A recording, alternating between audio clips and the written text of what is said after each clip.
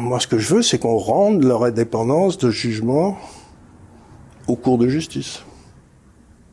Et qu'elles n'agissent pas en 2 jours quand il s'agit de M. Fillon, et en 4 ans quand il s'agit de M. Macron.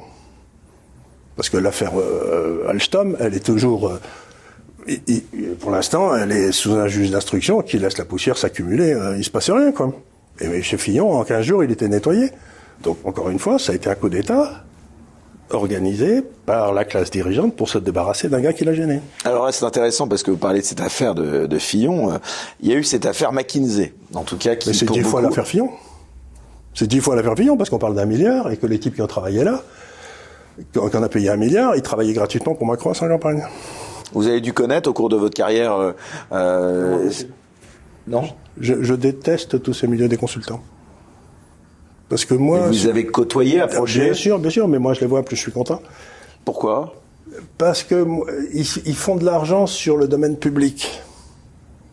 Ils vont voir l'État et ils les prient de pognon l'État.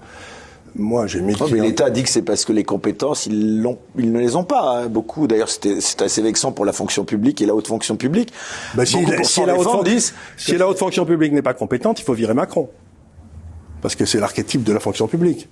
Inspecteur des finances, on fait pas mieux. Si ce type est incompétent, ça veut dire que tous les inspecteurs des finances sont incompétents, ça veut dire que tous les conseillers d'État sont incompétents, et surtout qu'on les vire tous, et qu'on trouve une autre façon de les former.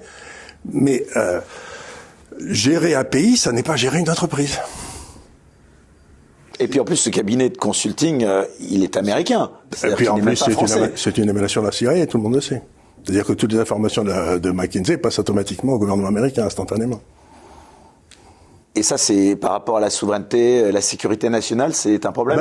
Évidemment, c'est un problème. À partir du moment où le gouvernement américain, par exemple, quand le gouvernement américain est autorisé par Macron à racheter les turbines nucléaires qui faisaient la force de frappe française et les centrales nucléaires françaises, ça veut dire que maintenant, si on veut, par exemple, mettre un sous-marin nucléaire en mer, il faut demander la permission à General Electric, donc aux États-Unis.